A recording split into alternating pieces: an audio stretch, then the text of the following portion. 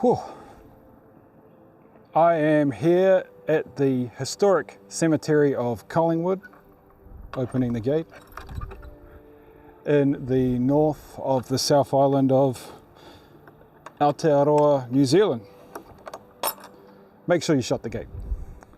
This, you might not think it looking at this, but this was actually intended in being the cemetery of the capital. But that never happened. But there's a couple of signs in here that suggest that that was going to be the case. And there's even an interesting plaque that reveals exactly why they used to call drowning the New Zealand death. So let's go have a look at that. All the way up towards the tip of the South Island in Collingwood,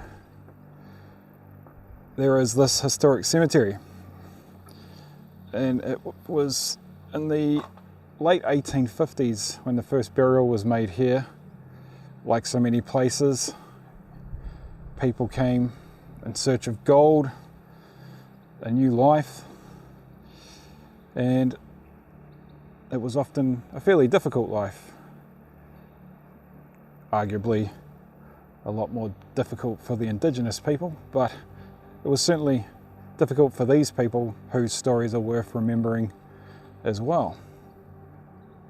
So there's an interesting thing that this was actually considered to be contended to be the capital of New Zealand. And obviously that didn't happen. But what you've got left behind is a small but quite well preserved historic cemetery. And there's some really cool parts we'll get to just up the hill that shows what life was like here and what they imagine the future might be like. And one thing we're going to see a lot of is people dying fairly young.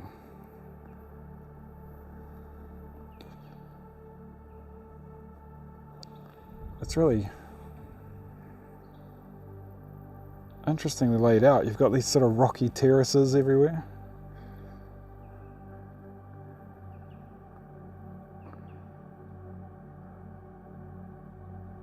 And it looks to be not all European, which is actually relatively rare in these historic cemeteries.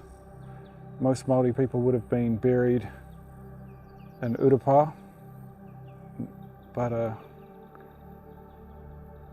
here it looks like we do have at least one memorial for someone that was Māori.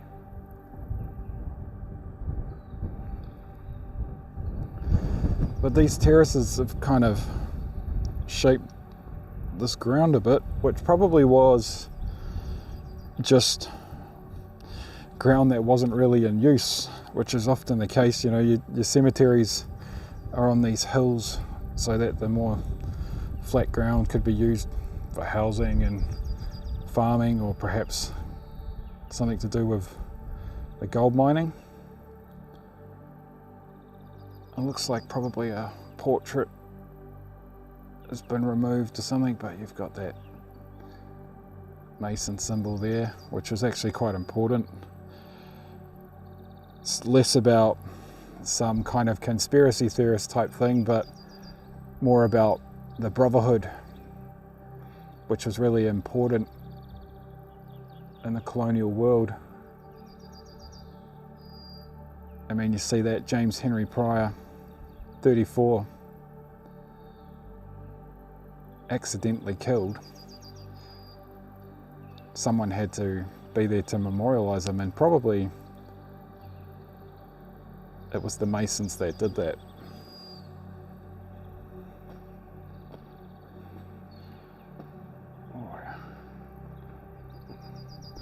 Probably can't see as there's a lot of bugs in here.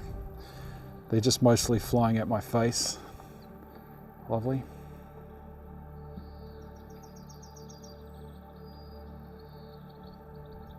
Oh wow. Looks like this memorial too was sent over there. It says Marsh, Croot and Co, Melbourne. So that's across the Tasman, most likely, and been used here for Richard Hampson Gaskin. Sorry.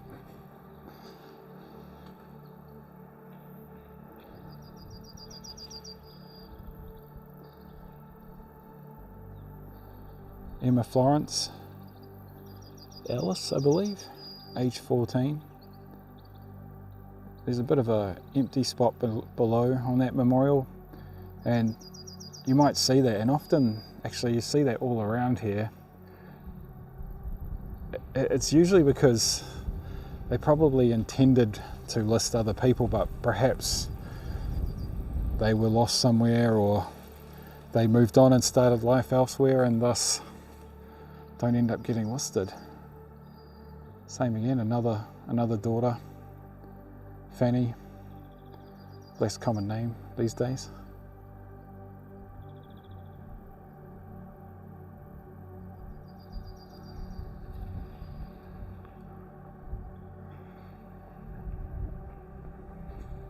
And now we do get into some inscriptions which detail the New Zealand death. William Walker here was drowned while crossing the Aroere River, 1887, age 16 and 10 months.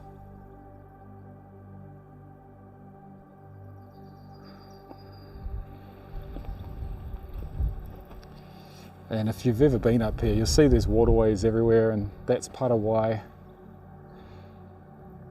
it's called the New Zealand death. There's so many people during that initial colonising period drowned.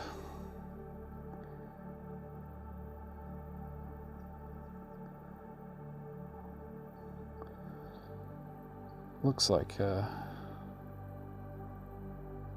perhaps someone of maybe German ancestry there.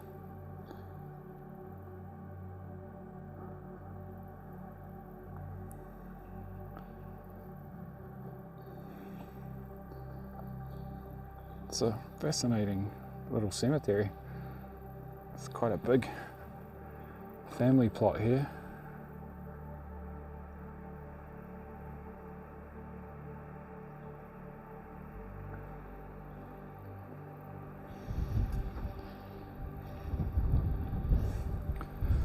Oh,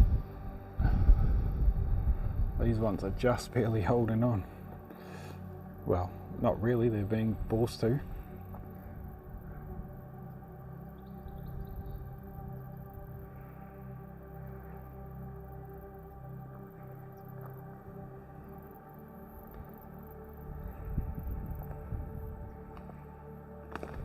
Wait, try not to fall down the hill.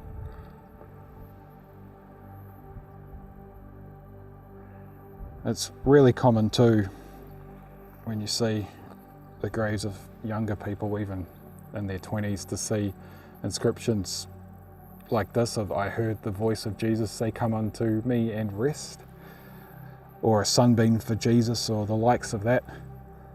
And it kind of went back to the idea that within the Christian faith that children belonged to God, and it's a kind of consolidation that you're only borrowing your children.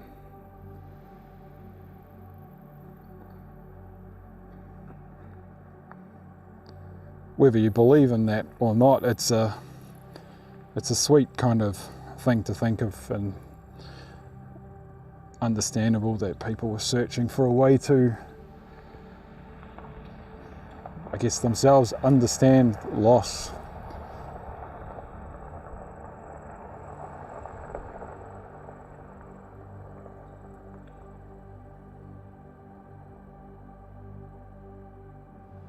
And of course, thy will be done.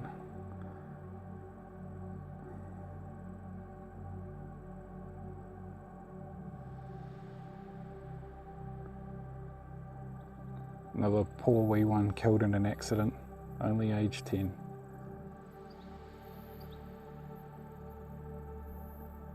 Some family history.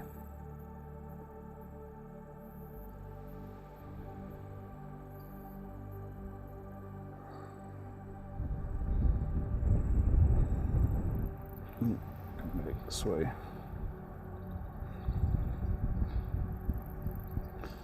So I would say there probably were some memorials here at one point or another.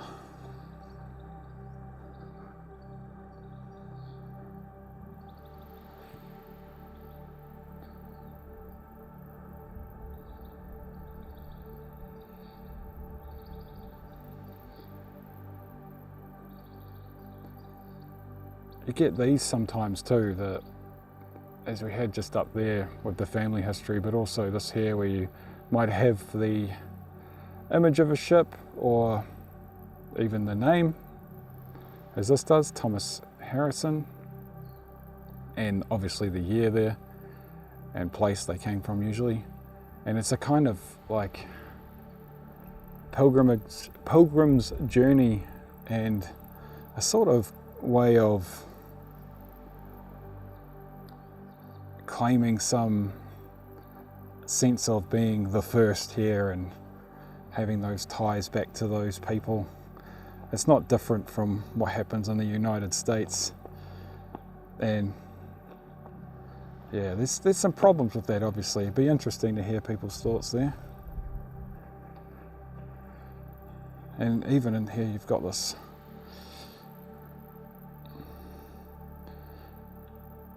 register here, and as I said, you really start to see the impact of the New Zealand death. There's so many.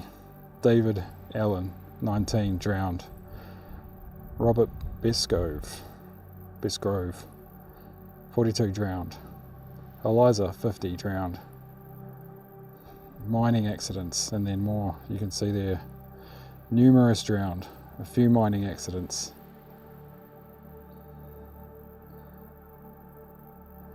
Probably a good nearly 20% of the names there are of people that drowned. And you will always see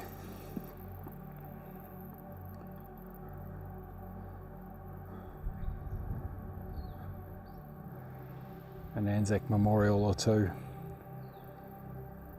in any New Zealand historic cemetery, I'd say. If there are any where there aren't, I'd love to know where they are. But one more thing is, there's actually this town map, and if you do come up here, you will actually see that it doesn't really look like this.